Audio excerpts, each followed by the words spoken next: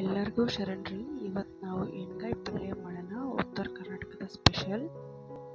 ಇದಕ್ಕೆ ನಾವು ಮೊದಲು ಏನೇನು ತೊಗೋಬೇಕಂತ ನೋಡ್ಕೊಳ್ಳೋಣ.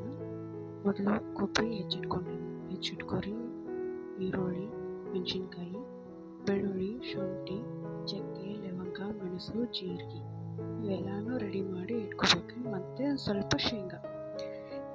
ಮೊದಲು ಶೇಂಗಾನ ಹುರ್ಕೋರಿ, ಚೆನ್ನಾಗಿ ಹುರಿದು ಅದನ್ನು ಮಿಕ್ಸಿಗೆ ಹಾಕೋರಿ.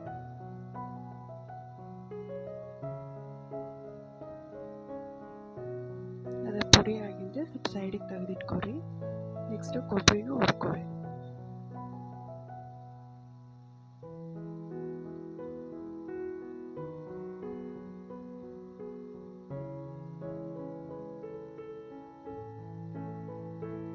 ಕೊಬ್ಬರಿ ಒಂದು ಸ್ವಲ್ಪ ಕಪ್ಪಿಗೆ ಆಗ್ತಿದ್ದಂಗೆ ಅದನ್ನು ಮಿಕ್ಸಿಗೆ ಹಾಕ್ಕೊಂಡು ಪುಡಿ ಮಾಡ್ಕೊರಿ.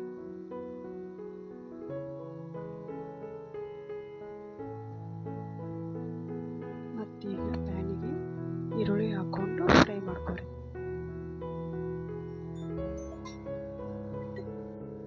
ಈರುಳ್ಳಿ ಒಂದು ಸ್ವಲ್ಪ ಫ್ರೈ ಆಗ್ತಿದ್ದಂಗೆ ಅದಕ್ಕೆ ಮೆಣಸಿನ್ಕಾಯಿ ಹಾಕೋರಿ. ಮೆಣಸಿನ್ಕಾಯಿ, ಉಳ್ಳಾಗಡ್ಡಿ ಇವಾಗ ಚೆನ್ನಾಗಿ ಹುರ್ಕೊಂಡು ಅದು ಕೆಂಪಗಾಗಬೇಕು.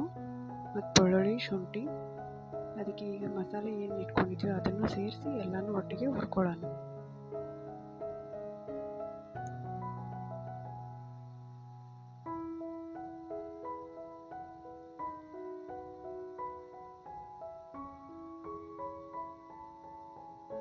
ಈಗ ರುಬ್ಬಿದ ಕೊಬ್ಬರಿ ಜೋಡಿ ಇದನ್ನು ಸೇರಿಸಿ ಎಲ್ಲನೂ ಒಟ್ಟಿಗೆ ರುಬ್ಕೊರಿ.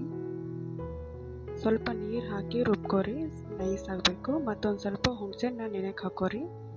ಇಲ್ಲಿ ಬದ್ನಿಕಾಯಿ ಹೆಚ್ಚಿಟ್ಕೊಂಡಿನ್ರಿ ಒಗ್ಗರಣೆಗೆ, ಈರುಳ್ಳಿ, ಮತ್ತು ಅದಕ್ಕೆ ಬೇಕಾಗಿರೋದು ಖಾರ, ಅರಿಶಿನ, ಬೆಲ್ಲ, ಗುರಳ್ ಪುಡಿ ಅಂದರೆ ಹುಚ್ಚೆಳ್ ಪುಡಿ, ಗರಂ ಮಸಾಲೆ, ಉಪ್ಪು ಇದಿಷ್ಟನ್ನು ಆ ಮಸಾಲೆಗೆ ಸೇರಿಸಿ ಎಲ್ಲನೂ ಮಿಕ್ಸ್ ಮಾಡ್ಕೋಬೇಕ್ರಿ ಚೆಂದಾಗಿ.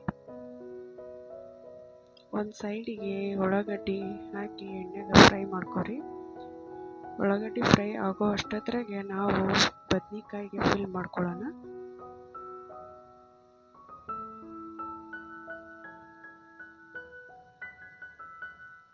ಇಷ್ಟು ಮಸಾಲೆ ಚೆಂದಾಗಿ ಕಲಿಸ್ಕೊರಿ.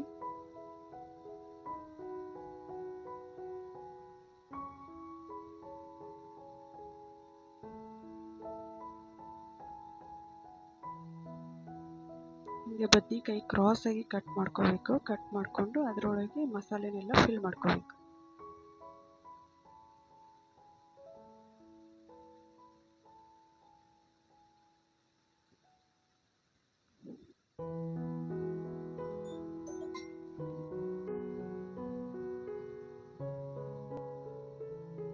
ಇಷ್ಟು ಬದ್ನಿಕಾಯಿಗೂ ಇದೇ ರೀತಿ ಎಲ್ಲ ಫಿಲ್ ಮಾಡಿ ಇಟ್ಕೊಂಡು, ಇದು ಈರುಳ್ಳಿ ಈಗ ಸ್ವಲ್ಪ ಫ್ರೈ ಆದ್ಕೊಳ್ಳೆ ಇದಕ್ಕೆ ಇಷ್ಟು ಬದ್ನಿಕಾಯಿ ಹಾಕೊಳ್ಳೋಣ. ಈಗ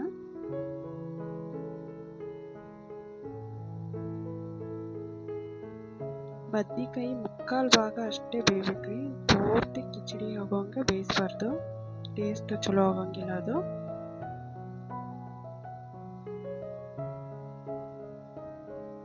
ಇದಕ್ಕೀಗ ಹುಣಸೆಹಣ್ಣು ರಸ ಹಾಕೊಳ್ಳೋಣ.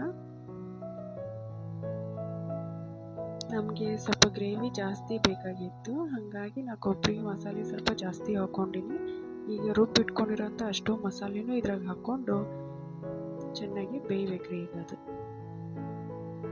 ಸ್ವಲ್ಪ ನಮಗೆ ಎಷ್ಟು ಥಿಕ್ನೆಸ್ ಬೇಕು ಅಷ್ಟು ನಾವು ನೀರು ಆ್ಯಡ್ ಮಾಡ್ಕೋಬೇಕು. ಈಗ ರುಬ್ಬಿಟ್ಕೊಂಡಿದ್ವಲ್ರಿ ಶೇಂಗಾದ ಪುಡಿ, ಅದನ್ನು ಈಗ ಅರ್ಧ ಭಾಗ ಬೆಂದೈತ್ರಿ ಈಗ ಬದ್ನಿಕಾಯಿ. ಇವಾಗ ಅದಕ್ಕೆ ಶೇಂಗಾದ ಪುಡಿ ಹಾಕೊಳ್ಳೋಣ. ಒಂದು 2 ಚಮಚ ಹಾಕ್ಕೊಂಡ್ರೆ ಸಾಕು.